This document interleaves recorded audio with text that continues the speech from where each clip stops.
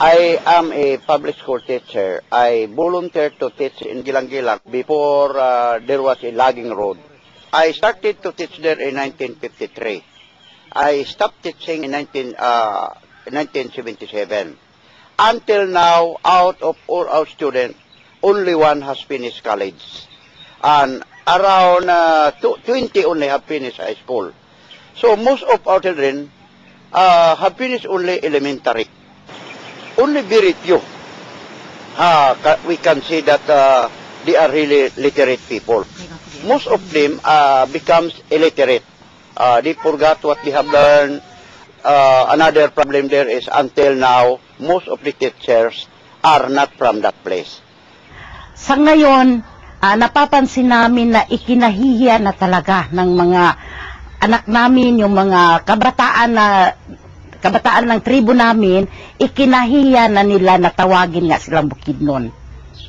Parang itinatago pa nga nila, ako, 50% Bukidnon lang ako, at saka hindi na sila marunong magsalita ng dialect namin, ikinahihiya na nila ang kanilang cultural roots. Yung aming heritage, mawawala yun kung hindi namin ituturo sa kanila.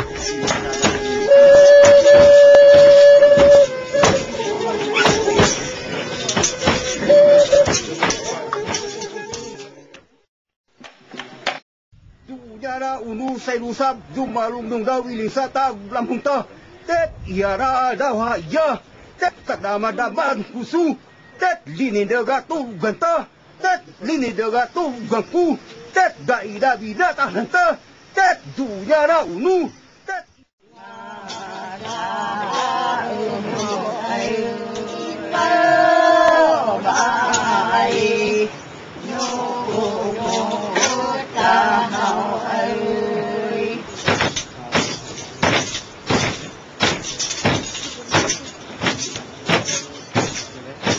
Kailangan talaga na magkakaroon tayo ng katutubong paaralan upang yung mga paniniwala natin, yung mga pamamaraan natin ng paghanap buhay, at lalo na yung sarili nating wika ay hindi mawawala at hindi makakalimutan.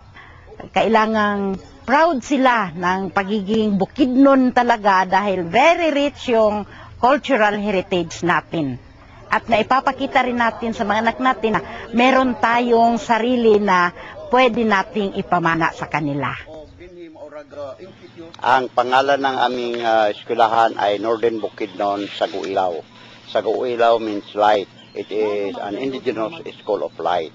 Our instruction is based on or centered on the recognition, respect, protect, and the development of our indigenous values, social norms, culture, and institution.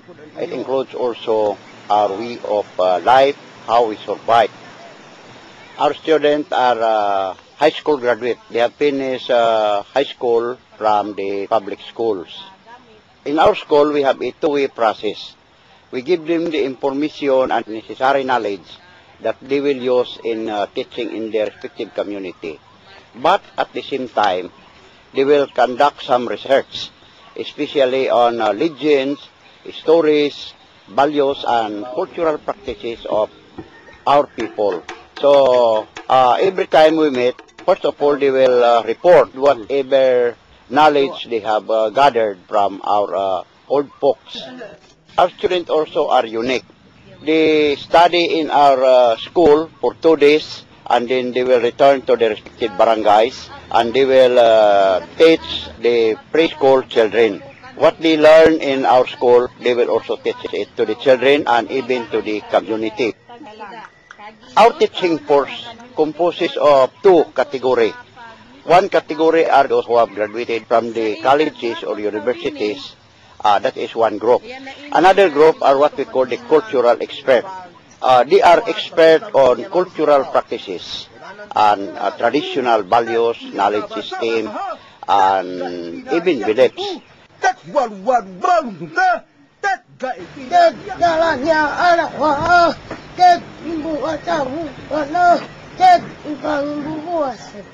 And they are also expert on traditional livelihood.